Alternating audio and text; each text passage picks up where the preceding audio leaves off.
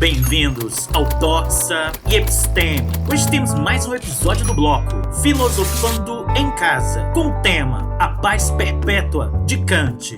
Prestes a completar seu primeiro ano, a guerra na Ucrânia pode ter o rumo alterado com um anúncio de que a Alemanha, Reino Unido e Estados Unidos vão enviar cerca de 60 tanques para o exército ucraniano. A Paz Perpétua é um livro escrito por Immanuel Kant em 1795. O livro discute a questão da paz mundial e propõe um plano para alcançá-la. Kant começa argumentando que a guerra é um mal que deve ser eliminado a qualquer custo. Ele argumenta que, embora as guerras possam ter alguns benefícios temporários, elas causam mais danos do que benefícios a longo prazo. Ele afirma que a paz é a condição ideal para o progresso humano e a felicidade. Kant propõe que a paz mundial pode ser alcançada através de uma Liga das Nações Pacíficas, onde as nações se comprometem a não entrar em guerra entre si e a resolver as disputas através de negociações e meios pacíficos. Ele argumenta que essa Liga das Nações deve ser baseada em princípios universais e justos, e não em interesses nacionais egoístas. Kant propõe que as nações devem se comprometer a eliminar as causas da guerra, como a ambição territorial e a luta pelo poder. Ele argumenta que essas causas só podem ser eliminadas através da cooperação internacional e do respeito aos direitos dos outros países. Além disso, Kant argumenta que a paz mundial só pode ser alcançada se as nações se comprometerem a respeitar os direitos humanos e, sobretudo, a liberdade individual. Ele afirma que a opressão e a tirania são as principais causas da guerra e que elas devem ser eliminadas para garantir a paz. Kant também argumenta que a paz mundial só pode ser alcançada se as nações se comprometerem a promover o progresso econômico e social. Ele afirma que a paz e a prosperidade são interdependentes e que uma nação pobre e desestruturada é mais propensa a entrar em conflitos do que uma nação próspera e bem estruturada.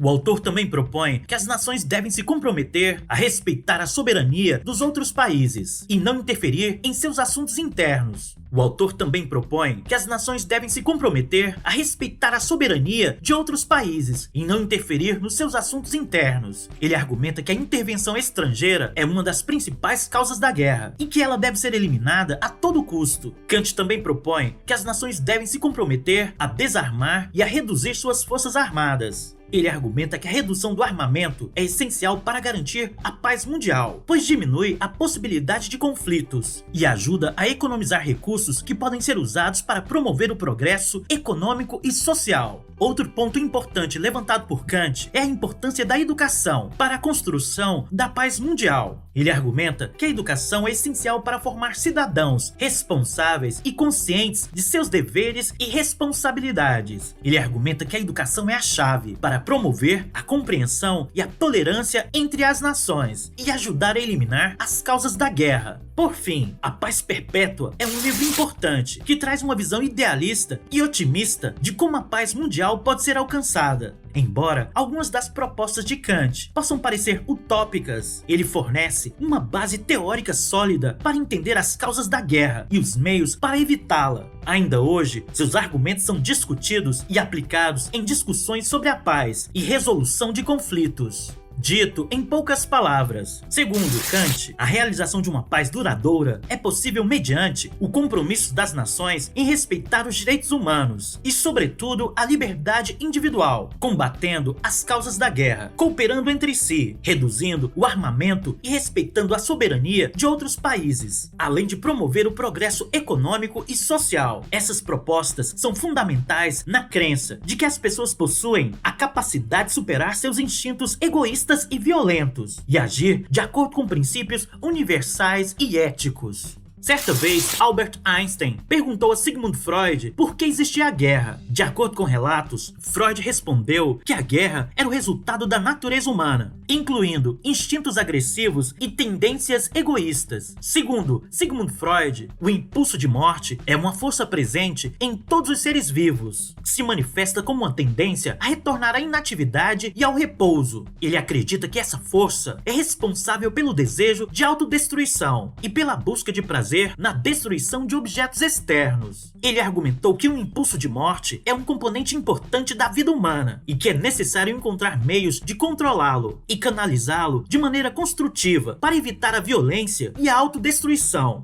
Freud também argumenta que o impulso da morte é um dos principais componentes do comportamento agressivo e responsável por conflitos internos e externos. Freud também afirmou que a guerra é o resultado de conflitos não resolvidos entre indivíduos e grupos, e que a paz só pode ser alcançada através de uma compreensão profunda e resolução dos conflitos psicológicos individuais e coletivos. Kant teria uma visão diferente de Freud. Enquanto Freud acredita que a guerra é resultado da natureza humana, Kant acredita que a guerra é resultado da falta de compromisso das nações com princípios universais e justos. Diferentemente de Freud, Kant acredita que a guerra é um problema institucional e político, e não um problema psicológico individual. Se queres paz, se prepare para a guerra.